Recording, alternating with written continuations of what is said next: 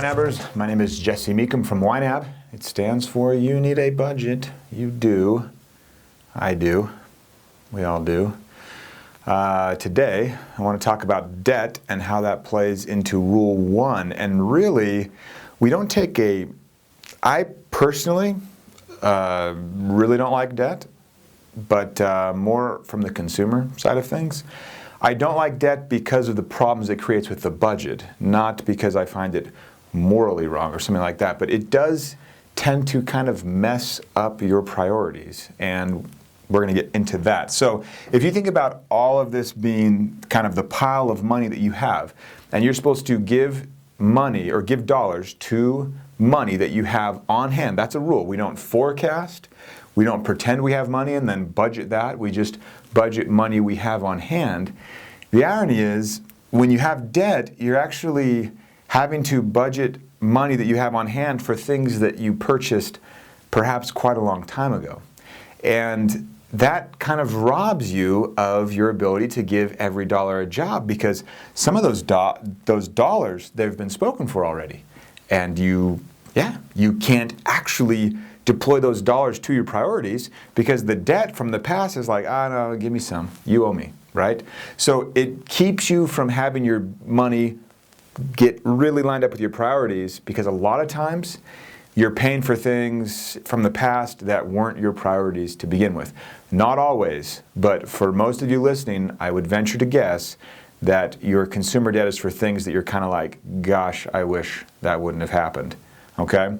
So if you consider kind of the balance between obligations and priorities, we try and limit our obligations so that we can maximize the dollars deployed towards our priorities, because priorities, the code for that is wanting, right? What you want. Here are your wants and here are your obligations. You're obliged to pay, to use money for these things. You have present obligations. You can't get rid of the light bill and the need for your body to consume food to survive, right? So you have present obligations. You can minimize them, and there are people that, on our forums especially, that are really good at minimizing obligations. The frugality angle plays in there quite a bit. You also have past obligations, and that's what I'm hitting here. With debt, you're having to weigh all these obligations from purchases in the past that are now perhaps skewing the scale more toward obligations instead of toward priorities, especially as it relates to the future. So if you consider your wants, your priorities, your wants, and you consider them a combination of your present wants and then your future, the idea of having debt is basically continuing to have to pay for your past self's mistakes instead of trying to pay it forward, literally, into the future for your future self's priorities. So if you consider, okay, 10 years down the road, my future self's going to have these priorities, these wants, right? You're going to want to be setting up some of that for that future self.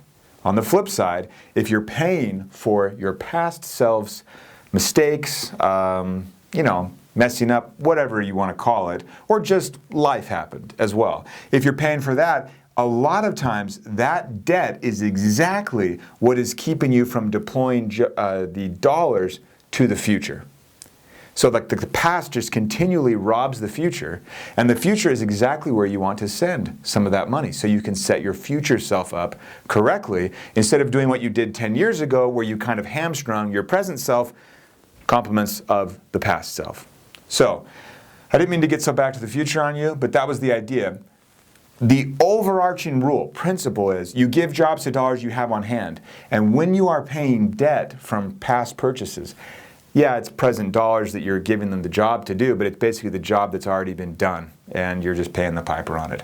So try and think about that balance. And as you look at your wants and your priorities, and you look at the debt and how those are tilting your obligations, that's what starts to make you say, hey, I want more of this and less of this, so I will attack this aggressively in order to get it down to something reasonable. Yes, things like purchasing a home, that is an exception where you incur a present obligation. You are hoping, however, and this is one instance where that home purchase is also something for your future self. You see how that can make more sense. So I just want you to think about it in that way. Future self, what would you need? What can I send to you? Past self, thank you very much. I'm trying to recover. I will see you guys next week. Thanks.